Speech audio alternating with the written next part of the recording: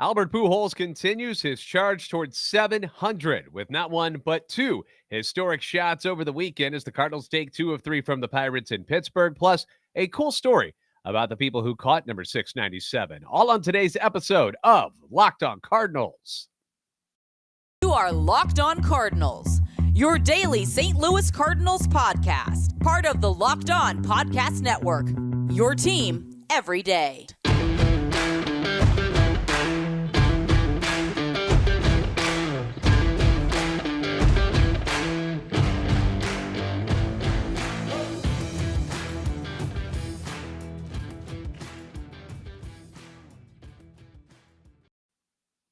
Hey there, Cardinals fans. I'm JD Haffron. I'm a national radio sports anchor, born and raised in the Lou, lifetime Cardinals fan, and I am your host for Locked On Cardinals, part of the Locked On Podcast Network, covering your team every day. You can follow me on Twitter at JD Sports Radio. Follow the podcast at LO_Cardinals.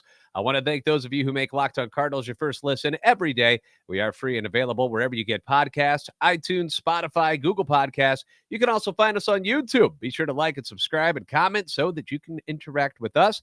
This is a show serving Cardinal Nation and giving the best fans of baseball all of the info about the birds on the bat. Hoping everybody had an outstanding weekend. I know we had a NFL football that began on Thursday, and then, of course, you had it on Sunday, but we had some baseball, and we've got some baseball to talk about as well. The Cardinals did not play their best ball over the weekend in Pittsburgh, but it was enough. It was enough to squeeze out two come-from-behind victories on Saturday and Sunday.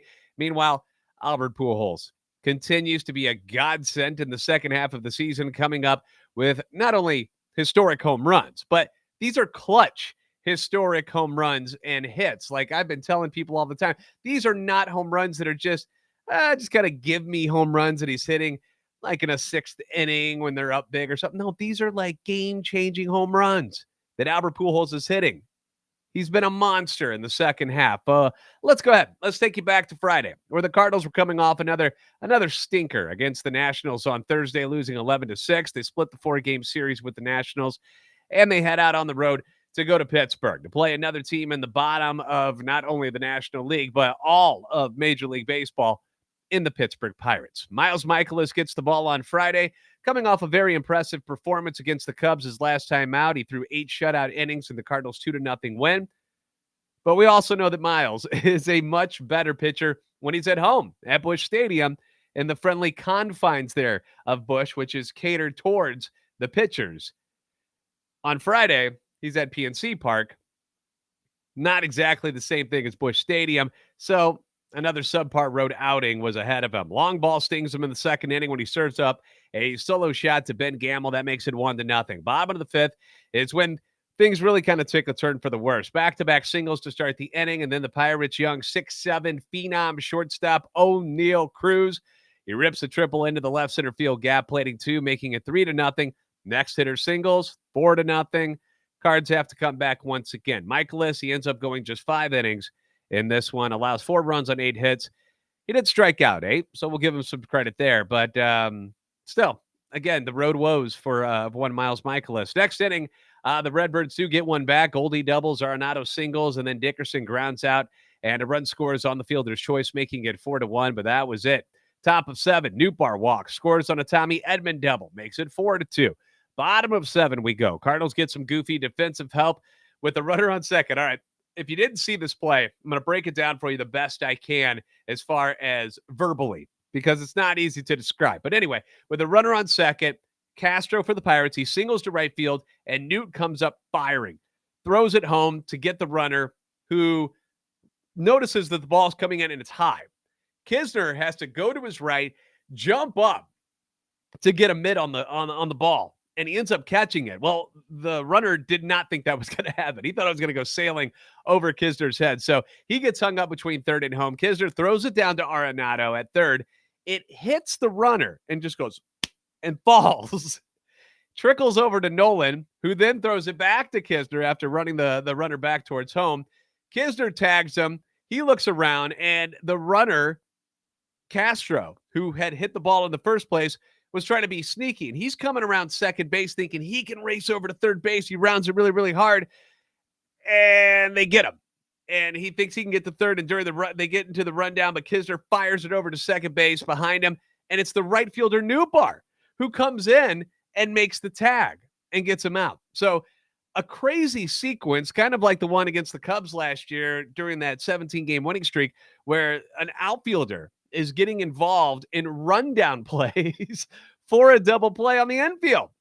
Nutty stuff. So score remains 4-2. To the eighth inning, that's where the Pirates blow things open against Jake Woodford. Leadoff walk, which, always bad news. Single and then another triple into the left center gap makes it 6-2. The infield comes in. Cal Mitchell chops one up the middle, not hit hard, but infield's in, can't get to it. 7-2. O'Neal Cruz up again. He scorches one, 117.7 miles per hour through the hole between first and second. That makes it 8-2. And that's how it ended. Cardinals pitching allows 8 runs on 15 hits and what turned into a blowout victory for the Bucs, but it was a better game than that until that last inning there. Question, are you starting to worry about Miles Mikolas at all? Because I say no. I'm not worried about him yet. First half of the season, 7-7, ERA 2.54, his whip 0.956, which earned him a trip to the All-Star game. Deservedly so. Second half, he's 4-4. The ERA above 5 now. 5.16, the whip up to 1.197. Now, the game in Colorado obviously skews things a bit when he got ambushed for 10 runs on 14 hits and 2 2/3 innings. That's going to do some damage to your numbers. I understand that. 3 of his last 4 games haven't been all that good. Also notice that 3 of those games have been on the road, where he hasn't been that great all season. So as we get close to the playoffs, because I believe that the Cardinals are going to the playoffs, I don't think Milwaukee's going to catch them. If he's going to make a start in this playoff at whoever they're taking on, let's make sure it's at home at Busch Stadium, guys. How about that? He's 6-2 at home, 2.23 ERA. We're on the road. He's 5-9, 4.56 ERA. Just a totally different guy outside of St. Louis. So that was Friday's game. Moving on to Saturday, where we get some fun stuff to talk about. Jack Flaherty gets his second start since returning from the IL, and it wasn't nearly as encouraging as his first outing, unfortunately. Bottom of the first, O'Neal Cruz, there he is again, hits a leadoff single, but they get the double play. Next, they did. That eliminates Cruz on the base pass, which is always dangerous because he's crazy, crazy fast as well. Next hitter, though, Castro comes to the plate, hits a four-seamer right over the heart of the plate, over the center field wall. That makes it 1-0. Bottom of the second, you get a leadoff walk. That's bad. And then the first pitch to Jack Sawinski is another four-seam fastball, middle in. He crushes it over the right field wall. That makes it 3-0. Chavez is the next, or Chavez, I think is how he says it. Anyway, he's the next hitter. He walks on 5 pitches. Then Mitchell doubles, but Flaherty able to wiggle out and gets the next 3 hitters. But a tough and stressful start for Jack, and that's basically the inning that leads him to having a short outing in this one. 5 innings, 3 runs, 6 hits, 4 walks, no strikeouts on 87 pitches. Granted, he is still working his way back from the injuries, and I'm going to give him the benefit of the doubt that he's going to have some not so good starts here and there. But you're hoping for better results considering you're taking on the Pittsburgh Pirates. So 3-0 Pirates. We're in the 5th inning. The Cardinals get a solo shot from Brendan Donovan to make it 3-1. That's his 4th of the year. Top of the 6th, Tyler O'Neill hits a leadoff double. Gorman grounds out, but that brings in Albert Pujols, who had doubled earlier in the game already. JT Brubaker decides he's going to hang a slider up in the zone on the first pitch, and Albert unloads on it. Rocket right down the left field line. The only question is whether or not it was going to stay fair or not, because it certainly had the distance. It goes 418 feet. It ties the game up at 3-3. It also ties Alex Rodriguez for 4th all-time on the home run list with 696 in his career. Molina on deck. Comes up and gives Albert a big squeeze, a little brotherly embrace. Nootbaar, he's got the pepper mill going. If you've noticed, the guys have been doing that this year, this motion, if you're watching on YouTube, they're doing this motion after they do something good, whether it's a hit or they score a run, whatever it may happen. That's been their hand signal for the season, the pepper mill, and it stands for grind, for runs and wins. It's catching on. People like it. And Nootbaar, now he's got an actual pepper mill that you see at restaurants like the Olive Garden when they put pepper on your salad and stuff. He's got one there in the dugout now. Bottom of 7 we go, and Jojo Romero comes on. He's been excellent since the Cardinals got him at the deadline, but in this instance, he's got to face O'Neal Cruz, and Cruz gets the better of him. He yanks a changeup that was it was down in the zone, but it was more towards the middle of the plate. Deposits it into the right field stands. That's O'Neal Cruz's 14th of the year, makes it 4-3 Pirates. I, for one, am not going to enjoy watching the Cardinals have to pitch to this guy over the next few years. He's so good, crazy talent. He's got speed. He's got the power. He's 6'7". He's 23 years old. He's got a cannon for an arm. He's going to be a problem for the Cardinals moving forward. So they're going to have to figure out a way to stop one O'Neal Cruz, because one of the more talented young players in the game today. All right, top of 8 we go. Gorman gets a 2-out double to get the tying run on base, and Ali pitch runs Edman for him to add that extra speed on the base paths. And up to the dish comes Mr. Number 5 again. Albert Pujols, he's doubled. He's homered. This time, 0-2 count. He drives a pitch which was way up and out, like way up and out of the zone, back up the middle somehow for an RBI single, ties the game back up at 4-4. Top of 9 we go. Yachty leads off with a single. Nootbaar pinch runs for Yachty because Yachty runs like a milk truck with square wheels. No speed whatsoever. So we're looking to take the lead here. It's second and third. 1 out for Dickerson after Donovan grounded out. First DeYoung got a single, then Donovan grounds out. So now we got second and third, okay? Infield comes in. Dickerson taps the slow roller to the second baseman, which, have you noticed he's done that a lot recently? Like when there's a situation where there's a runner on third, like he's attacking the first pitch and he just keeps tapping it to the second baseman. And it's worked a couple of times, but on this particular play, they got Newt out at the plate. Now, props to Newt because he tried to pull off this magical Jean-Claude Van Damme split slide maneuver. Like, it hurt me looking at it, but he was almost safe. He almost got in on that one, but they go to the review. The catcher didn't block the play. Runners out. Bonus points for effort, but no run. Goldie then works a 6-pitch walk. So now you've got DeYoung at third, Dickerson at second, and Goldie at first for Nolan Arenado. Big moment, big moments. That's when the cream usually rises to the top, and that's exactly what happens here. Nolan laces a sinker down the line and left. It clears the bases. It makes it 7-4 Cardinals. Arenado goes to third base on the throw. You get another awesome visual of Arenado's emotion where he's like, "Girl!" after the hit, which just makes you love the dude even more. I mean, that's the kind of stuff I love to see out of ball players. And it was one of the reasons why I was very excited when they got Arenado from the Rockies, because he brings an attitude to the game. He lives and dies out there on the field, and it shows.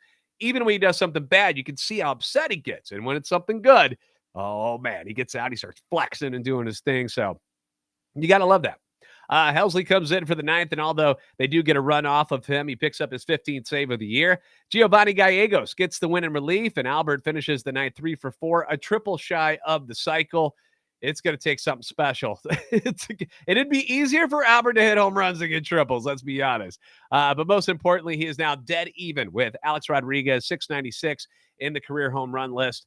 We're going to be moving on to Sunday's game here in just a moment. But first, let's talk about LinkedIn. If you're somebody who's in the market for a job, or you're somebody who wants to post a job, LinkedIn, that's where you need to be. As you gear up for fall, you need the right people on your team to help your small business fire on all cylinders. LinkedIn Jobs is here to make it easier to find the people you want to talk to, and not only talk to them, but talk to them faster and for free. This is not a pay site. No. LinkedIn, you can do it for free. Create a free job post in minutes on LinkedIn Jobs to reach your network and beyond to the world's largest professional network of over 810 million people. Then what you do is you add your job, you put the purple hashtag hiring frame to your LinkedIn profile, and then you spread the word that you're hiring so that your network can help you find the right people to hire.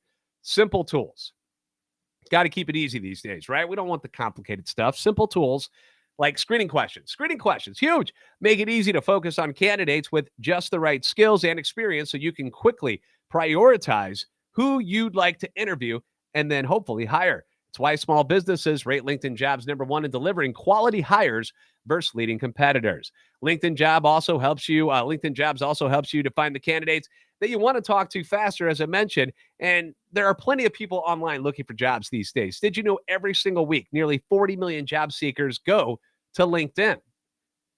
Post your job for free. What are you waiting for? At LinkedIn.com/LockedOnMLB. That's LinkedIn.com/LockedOnMLB. BlueChew.com/LockedOnMLB. That way you can post your job for free. Terms and conditions do apply.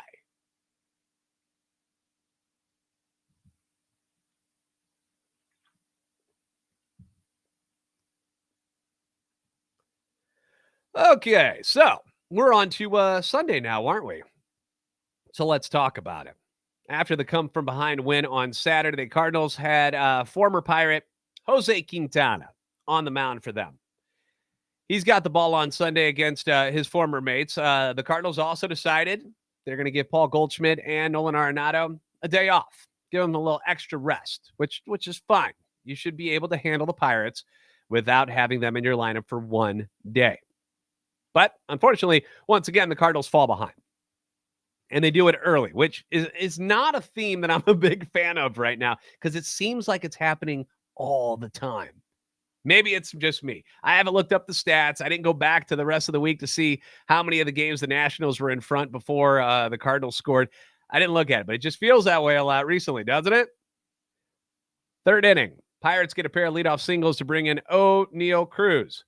This guy, dude, why even throw to him anymore? With runners on first and third and Quintana, he gets a pitch in on him. He jams him, but Cruz fights it off. He sends a slow grounder to shortstop. They get the force out at second, but the run still scores. Cruz runs like he's like lightning on the base pass. So safe at first, 1-0 Pirates.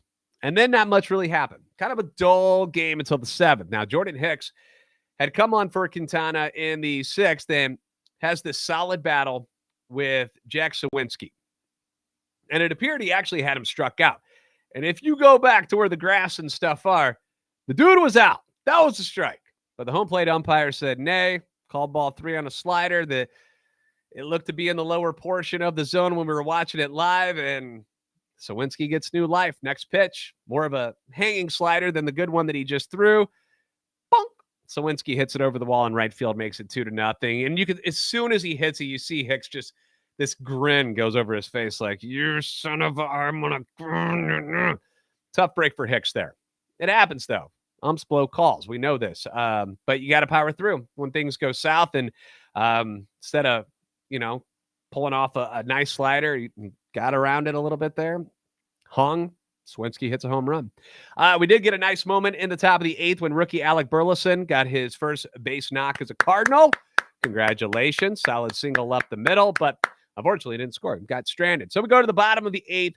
Chris Stratton comes into this game, gives up a single, so they call on JoJo Romero again, who gets a nice sliding play in right field by Newbar to keep the game at 2-0. We go to the top of the ninth. This is going to be the last chance for the Cardinals. Getting shut out in this one. They only had 3 singles up to the ninth inning. They've done zilch. It's been lifeless. It's been dull. Even Albert hasn't gotten a hit yet. So looking for something to kind of get things going. Tommy Edman, he leads off and he jumps on the first pitch he sees and gets a double to start the inning. Then Dickerson drives one to the corner in right field. Beautiful swing. So you get back-to-back doubles. That one scores Edman and makes it 2-1. Uh-oh. Do you see who I see on deck? That's him. That's him. It's the Pirate Slayer, Albert Pujols. He's on deck. We got a base open, though. They've been throwing Albert up in the zone. On Saturday, you got the 3 hits, but nothing so far on Sunday. They wouldn't dare throw to him with a base open, would they? Who does that? First 2 pitches, way outside.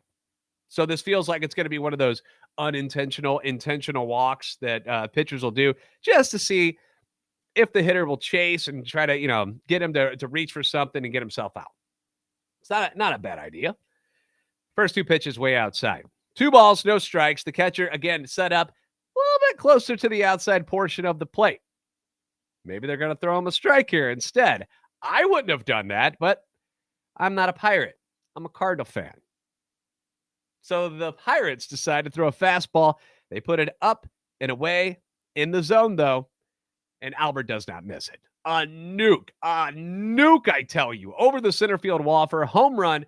Number 697 of his career. He passes Alex Rodriguez for 4th place all time. Home run number 18 on the season. And this historic 2-run tater also, even more importantly, I guess, to some people, gives the Cardinals a 3-2 lead. in the top of the ninth. Awesome stuff. Obviously, Cardinals fans are going crazy at PNC, but you even see, and I thought this was really neat, you even see Pirate fans getting up and clapping for Albert. They're cheering because they just witnessed history. You should do that. And yes, maybe it was at their team's expense, but when a cool moment like this happens and you're a baseball fan, you know when to tip the cap, even if it's not your team's player. And the Pirates faithful, believe me, have seen Albert do this a bunch in Pittsburgh. In fact, Pujols now has 34 career home runs at PNC Park. That is the most in his career where he has played entirely as a visitor. So he's picked on the Pirates a lot. So the next guy gets out. One batter later, though, here he comes. Tyler O'Neill unleashes the fury. Catches a slider over the middle of the dish, and he puts his boomstick to good use, making it 4-2. That's O'Neill's 14th of the season. Helsley back in again for the bottom of the ninth. He does give up a solo dinger, so we got a little nervous there, but ends up nailing down the save. Cardinals win at 4-3. Chris Stratton, damn glad to meet you, gets the win against his former club. He goes to 8-4 on the season. Helsley, save number 16, but it's all about Albert. Come on, let's be serious. Albert, home run 697.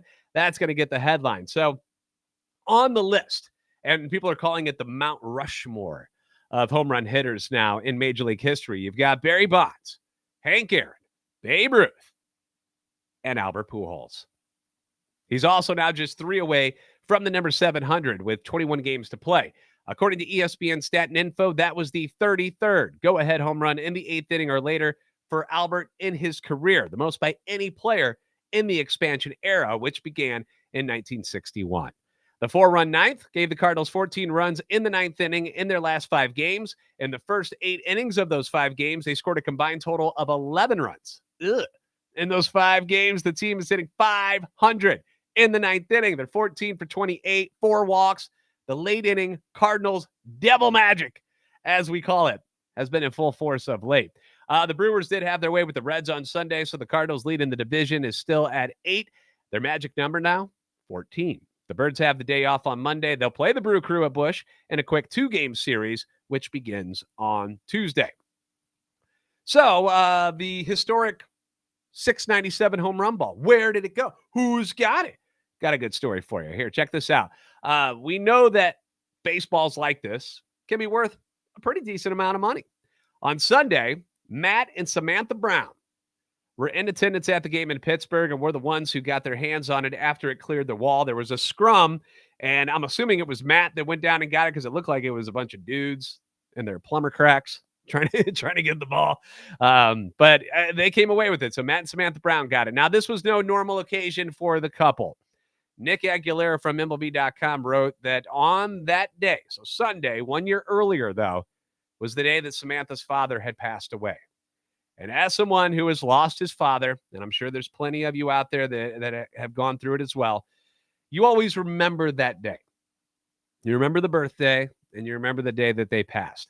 And you usually try to do something that kind of will take the focus off the pain and the thought of your significant person passing away that day. So maybe Samantha's dad was a baseball fan. They decided to go to the game, kind of honor him by being there, and kind of worked out for him. They ended up with Albert's home run ball. So the couple, who are Pirates fans, by the way, not Cardinals fans, did the right thing, reportedly went to return the memento to Pujols, knowing he'd likely want it. And instead of taking it, Albert decided to let them have it. How about that? When's the last time you heard a player saying, nah, you can keep it, it's cool? When asked about letting the fans keep the ball, Albert said, it's just a baseball. They deserve to have it. It went out of the ballpark. We play this game for the fans, so whether they want to give it back or they want to keep it, I don't have any problem with that. Pujols also reportedly gifted the couple 2 signed baseballs to go along with the game ball, the home run ball that they caught. Like, how cool is that? That doesn't happen anymore. These guys always, they're trading things like signed baseball bats, signed baseballs like Albert gave the couple, jerseys, all kinds of stuff. But Albert's been in a giving mood. Remember, he gave his jersey off his back to one of the kids behind the dugout in Chicago. Like, he's loving it, man. He's enjoying every moment of this, and it's been fun. Gosh, it's so much fun. Personally, I've caught multiple foul balls in my life.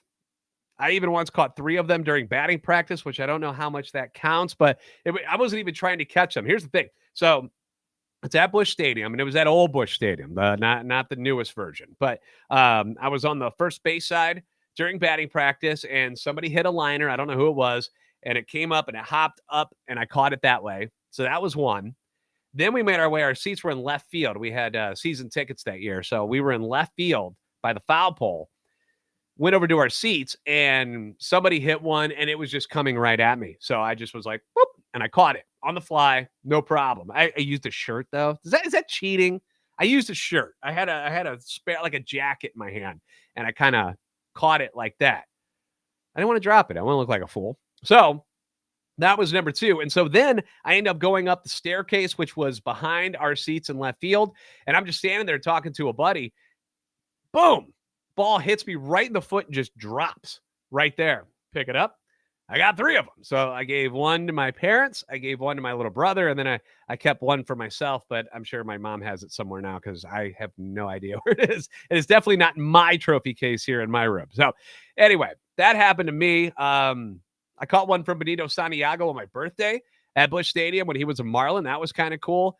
Recently, I was at Great American Ballpark in Cincinnati, and I caught one from Paul DeYoung. It was a foul ball, and I was in the scout seats behind home plate. Just boop, right to me. Normally, I give them to the kids nowadays because I don't really have a need for them. But that one I actually kept. I gave that one to my mom. She's a big fan of Paul DeYoung, at least she used to be until he started struggling. I don't know if she is anymore. But I've never caught a home run ball.